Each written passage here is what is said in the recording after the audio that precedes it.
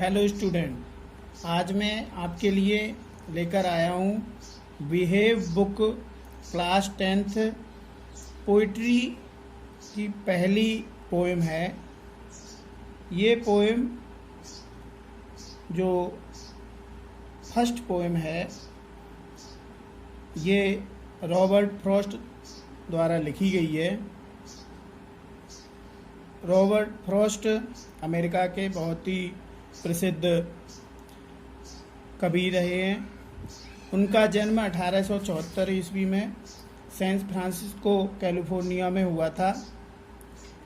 वो एक बहुत ही प्रसिद्ध कवि कविता में एक जो घटना की चर्चा की गई है, बहुत ही छोटी कविता है। उसमें यह दर्शाया गया है कि हमारे आपके सामने कितनी भी बुरी परिस्थितियां हों, फिर भी हमें अपनी आशा को जगाए रखना चाहिए। हमें यह स्मरण रखना चाहिए कि ईश्वर या प्रकृति या उसकी वस्तुएं किसी को भी खुश कर सकती हैं, किसी भी पल, किसी भी क्षण, किसी भी बहाने। तो ये कविता को हम पढ़ते हैं। The way A crow. Way means होता है रास्ता और यहाँ तरीका है। कौवे के तरीके। सूग डाउन ऑन मी। सूग मीन्स होता है हिलाना, डाउन मतलब नीचे, ऑन मी मुझ पर।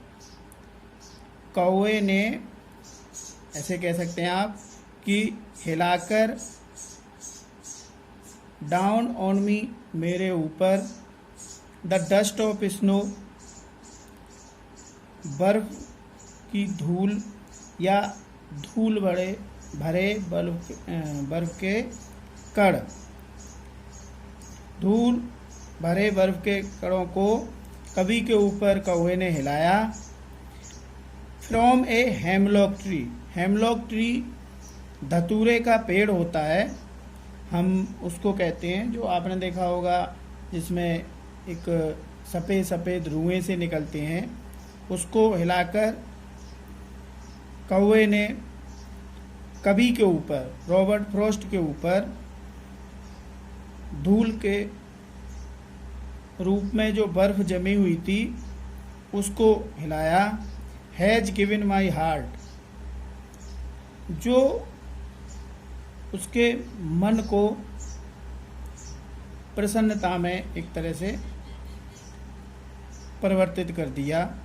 ए चेंज ऑफ मूड मतलब उसका स्वभाव या मूड मतलब मनोदशा को बदल दिया।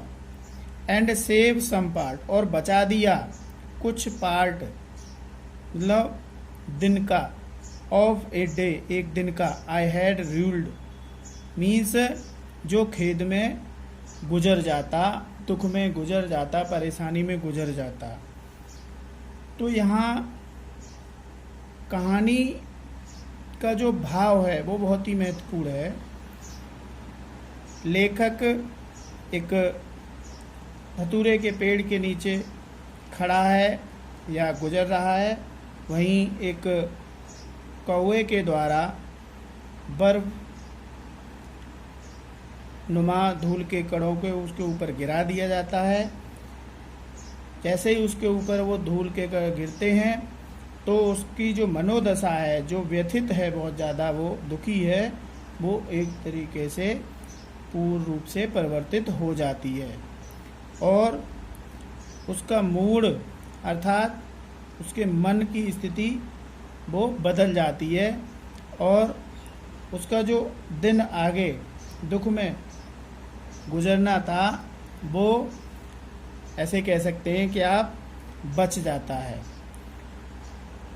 तो यहाँ पर जैसे कि मैंने शुरू में बताया आपको, ये सीख देने की कोशिश करी गई है। कविता का भाव ये है कि कोई भी पल, कोई भी क्षण या प्रकृति का कोई भी अंग हमारे आपके किसी भी रूप में प्रसन्नता रूपी जो समय है उसको वापस कर सकता है, हमें प्रदान कर सकता है।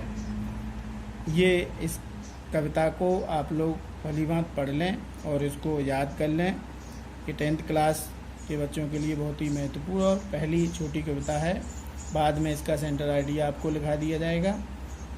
धन्यवाद।